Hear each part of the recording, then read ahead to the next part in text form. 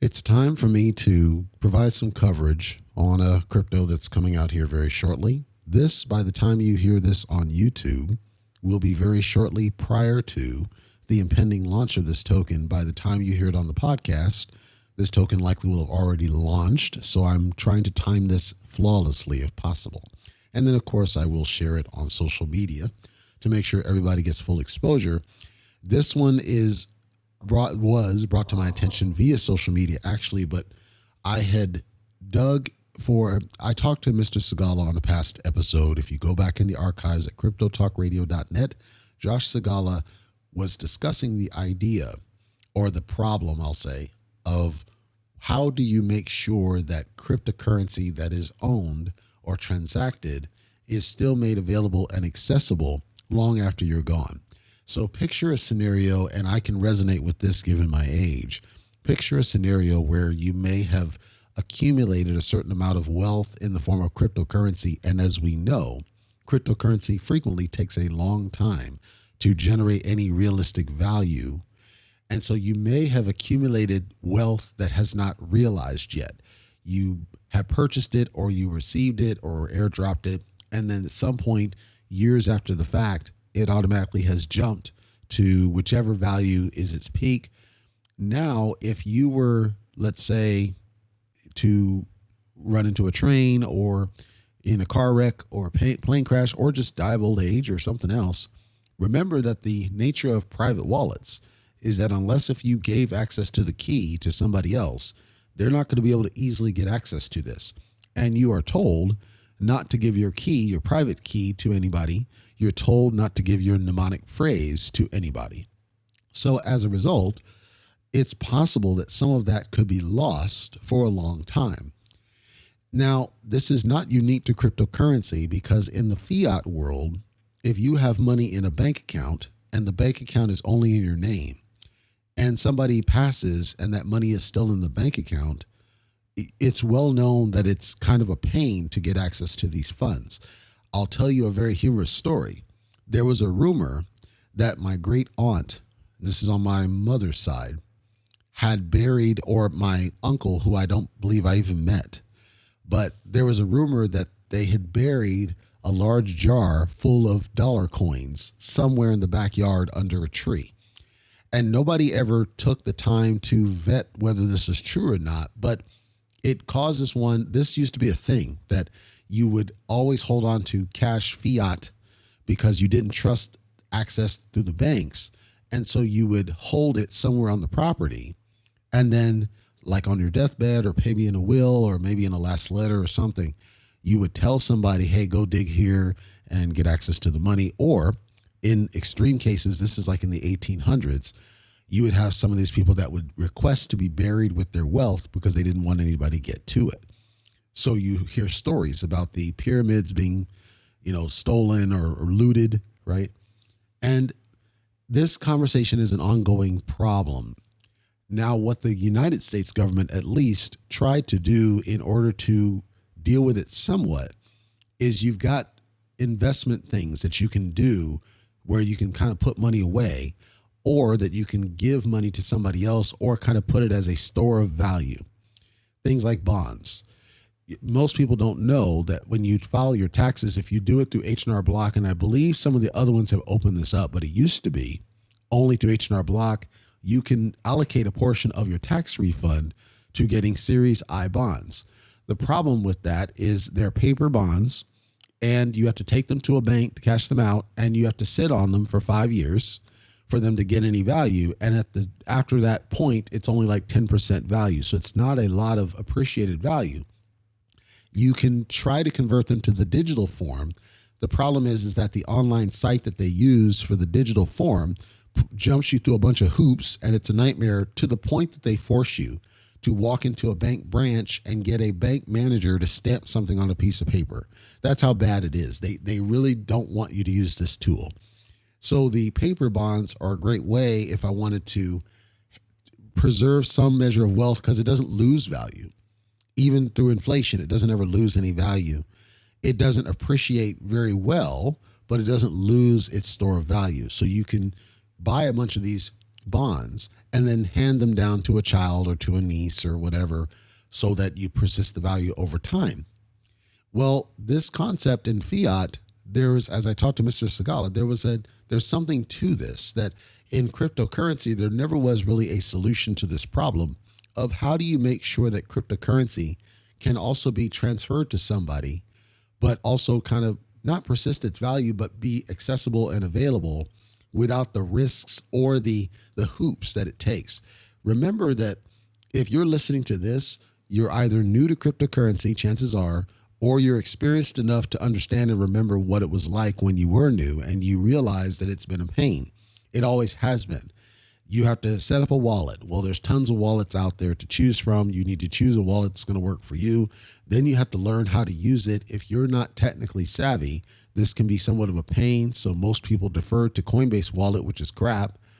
If you go through the exchanges, they can lock it down whenever they choose. Plus KYC is a pain. It's all problematic.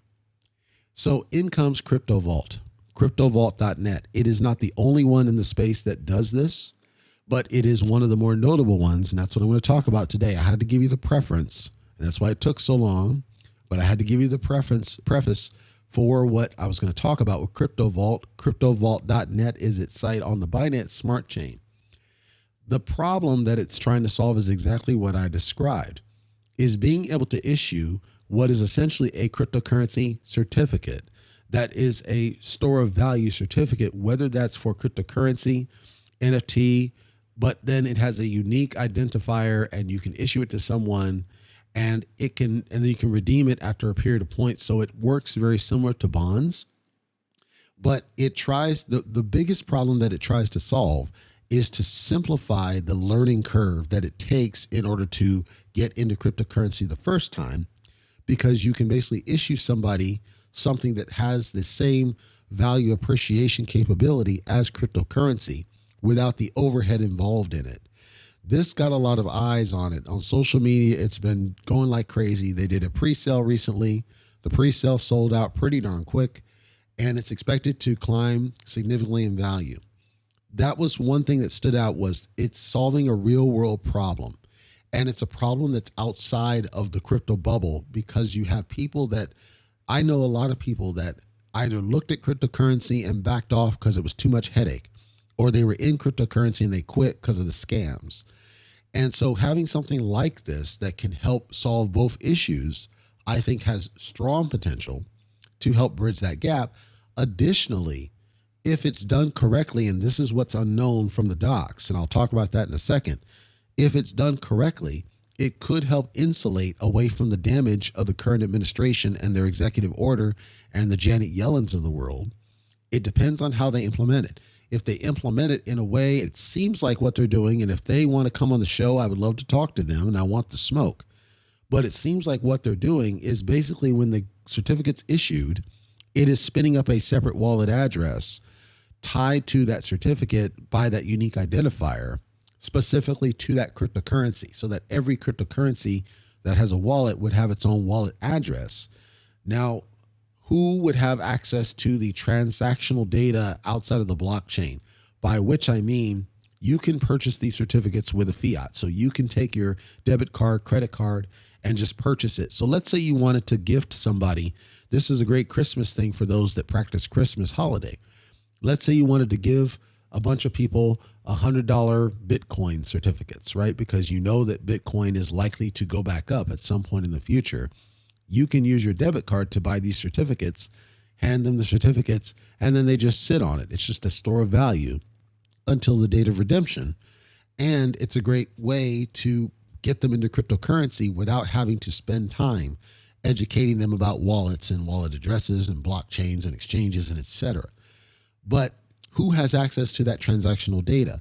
The correlation between who owns that debit card to the actual transaction, because in some countries, it might actually be illegal to do the transaction at all, much less with fiat. And those people might get in trouble if there's a direct connection between the fiat and the certificate. Second, who owns custody of the data behind the certificate? By which I mean, in order for, if what I'm thinking is correct and they spin up a new wallet address for each certificate, that means that Crypto Vault, the service, would have access to the mnemonic or the private key for that wallet. Well, that's a risk because that means that anybody in the organization could theoretically rug pull those. So we need to better understand how that works. Now, if there's some way that they're able to issue the certificates, but leave the onus on the user to create the wallet and just simplify that process to where the user maintains control of the mnemonic or the private key in a much easier to understand interface, that alleviates that. I didn't see that in what I saw on the site. So that would be my main concern there, is who would have access if it's true that they're spinning up the wallet for them. Who would have access to those credentials? In terms of the tokenomics, they did a pre-sale, as I said. They've locked a portion of the tokens. There's a vesting part for the developers. There's a burn. They burned roughly 20 some odd %. There's a portion for the founders, portion for development team, portion for legal. They're going to need that. Portion for infrastructure and marketing. Then they have what they call as a deflationary set of tactics. So they've got reflection, liquidity, so liquidify, burn in each trade. And then there's fees that go to holders and liquidity pools. And then, of course, the upfront burn. So the goal is to immediately jump the value as this thing launches and people buy on board. And then an aggressive push beyond this, and then backed by the NFTs. You've heard me say, I don't like tokens that heavily focus on the NFT, push that we're seeing recently. I think Crypto Vault does a great job of balancing that line of not heavily pushing the NFTs at the forefront. Their certificate is the first thing you see on their site. This is the reason we exist, is this function here, this tool. Then they explain, here's how this works. The certificate. Down below, there's a function that talks about the NFT Vault Gallery, but you're not inundated with NFT images like these other ones that I've been critical of. It is something that they know will be part of the offering because, for those that didn't know, NFTs are essentially a different form of crypto token, quote unquote.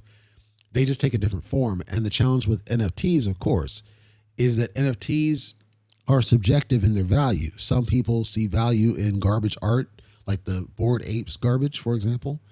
Some people just like collecting NFTs like Snoop Dogg. Some people get NFTs for free, which is the case with me. I've never spent a dime for an NFT. I've never sold any of my NFTs either because nobody wants to buy them because they're not the garbage art. They're actually very nice artwork. But Crypto Vault doesn't push it in your face. It's like one section of their site that talks about NFTs. Everything else is around the fundamentals of why they're here, which is that crypto certificate. That appeals to me. It strongly resonates with me that they took the time to make sure that they don't lose focus of the real reason that they're here. They talk about generational wealth. They talk about family asset management. They are, in my opinion, solving real world problems outside of the crypto bubble. That's why I think it stands out. I will also add, they have now defeated DogeZilla for having the best overall white paper in terms of information. I'll get to that in a second. In terms of information of any token I've seen. Their white paper is basically a bunch of slides, and that's okay. I would rather it not be slides, but I'm just picky that way. But in terms of the information, it is arguably the, bar none, best white paper I have seen. Finally, somebody has usurped DogeZilla and the masterpiece that one did in how this works. I thought it was amazing in this. They start with a disclaimer where they tell you, we're not recommending that you buy it. We're not recommending that you do anything. We can't control pricing of any of this stuff. We're not telling you how to invest your money. We can't, if you lose money, you lose money. They treat it as an investment. They're telling you it's an investment. So unlike the other garbage, they're telling you this is an investment and you're going to need to get some financial advice. We can't help you on what the right answer is, nor can I, to be fair. I cover it and share the information, but you have to make your own decision as to whether you choose to go in or not based on what you see. They give the why. They go to details about how at the high level with what they can share, about how the vault token works and what's going to be used for, how the time lock works, how the certificate's going to work. They talk about the people. They talk about the project and what it does and the problem it's designed to solve. And they go into details about this is our mission. This is why we're here. Here's our vision for what we want this to be. Here's the problems we see that need to be solved. And then here's a slight look inside how our vault will work and how this we think is going to solve real world problems and the long-term plan. Then they go into the who and they give you names, they give you faces in the white paper. It's also on the site, but I like to see it in the white paper because, again, I can download it and hold them accountable. You've heard me say that. And then, of course, the roadmap that's also on the website. This is a copy of the website. That's okay. At least they give it to you of what the roadmap is. They give you samples of what they're thinking of the NFTs, but they don't heavily focus on it, which, again, is always my heartburn.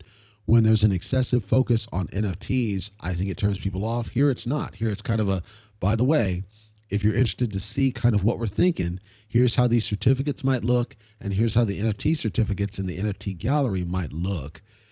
And then they talk high level about the security behind the crypto vault. Again, the one thing I just was concerned of with the security is to know who would have access to the mnemonics, who would have access to the private keys. Those I don't think are answered questions. And they're very careful not to divulge too much information because they don't want somebody to breach the security that they got in place. I support them withholding certain information, but I think the answer to the question about how the wallet would work, if it's a wallet, that's why I'm interpreting here, how that would work, who has access to the keys, and how it may impact security. Then they break down the tokenomics very well in the breakout for the tokens and the fees, the anti-whale. The anti-whale is around a cap, so it's a cap around sale transactions, which if you've heard me before, I said that there's not really any perfect anti-whale mechanic. So if people are going to want to dump, they're going to want to dump. My theory, though, is that this is a strong enough real world project that you're not going to have excessive amounts of dumps. You're always going to have dumps because there are people that don't really care about the project. They're just there to make profit. And especially if it gets on any of the exchanges, those people don't even see the project. They don't care. They just see they see green candles, they buy in, and then they sell. And so I think there's going to be some whale activity happening. So there's nothing you can really do.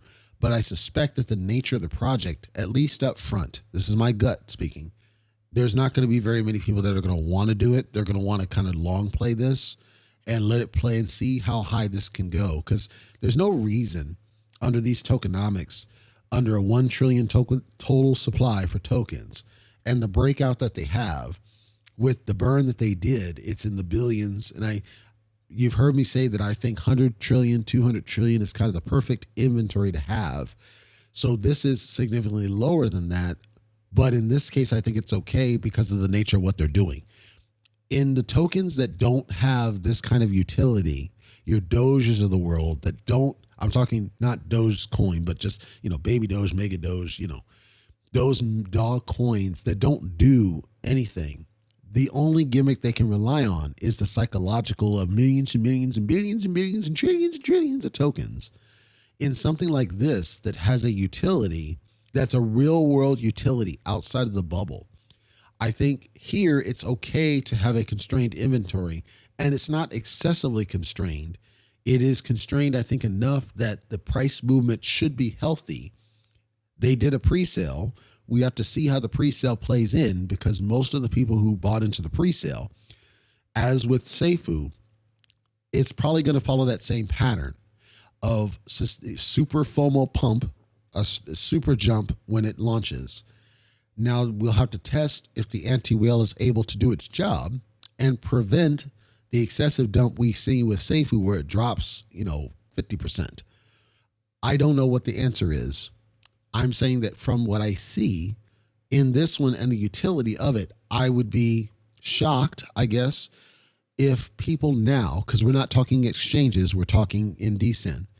I would be shocked if people looked at the fundamentals of what they're doing and they wanted to just dump it fresh off the gate because they would be losing so much money potential, in my opinion, because you're talking burn activities, you're talking reflection activities, you're talking the marketing of what it's doing, the fact it solves real world problems, the fact that it appeals outside the bubble. Like there's so many things. This is something that our United States government should have thought of. Like if I'm honest, They should have thought of something like this. The idea that, okay, let's solve our crypto challenges by tying it to a bond or something of note, quote unquote, that can persist your ownership of a thing better than the blockchain could ever do, rather than trying to chase after a digital dollar that doesn't really solve the problem, I guess. This is what they should have done. In my opinion, I think it's brilliant. And again, they're not the only ones to do it. I think they're the best in how they have built it. So I was very impressed with the white paper. Number one white paper in the business that I've seen. It's not the garbage get book. It's a PDF. You can hold them accountable for it. The website's very clear in what they're trying to do. It solves a real world problem. They are transparent in who they are. They're transparent in how they want this to work. And again, this has a lot of eyes on it. I would strongly recommend this one. From what I see, as part of a diverse portfolio, 100%, I see very few concerns. To summarize, the only concerns I have would be if it's true that the certificate is backed by a spun up wallet, which I assume it would have to be, because that would be the only way to store the crypto, then who would have access to that mnemonic and the private key? And how do we ensure that that information is not improperly available to the people behind Crypto Vault is number one. Number two, what happens if Crypto Vault, the organization behind it, and they built an LLC, but what happens if that organization goes kaput or something happens, they become insolvent, something happens? How do we ensure, like this is the challenge with not having it be a governmental thing, is how do we know that what we issue will still have the same persistent value? I assume that because it's backed by a wallet, that's where your ownership interest comes into play. But this goes back to the question about who holds the mnemonic and the private key, and how would you gain access to it? Let's say they spin up some interface and you would go in and enter the certificate code, and I'm pretty sure that's the way it works, and it gives you access to the certificate data. We're assuming that that interface is persistently hosted, and that means that Crypto Vault has to always exist. So as long as Crypto Vault is a custodian, they can never go away. What I would like to see is somehow a Web3 interface that's not dependent on any company. It's not dependent on AWS. It's not dependent on any public cloud or anything, but it's a straight IPFS. And don't worry about what that means. Anybody who's on the dev team will know what I'm talking about.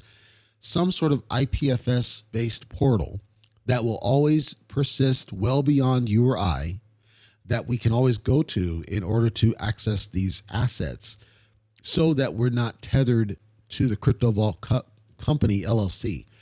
If any of those devs want to come on and talk it out, I would love the smoke. I would love to hear and talk with you, because I do think it's an intriguing thought process, and I'm cheering for you. But these are fundamental concerns about custody, ownership, the mnemonic, private key, and how do we make sure, because we are trying to simplify the crypto ownership part of it, but there's a risk of that, because when you abstract that ownership, how is that any different from exchanges, right? Not your keys, not your currency. How have we solved that problem? Crypto Vault, cryptovault.net on the Binance Smart Chain.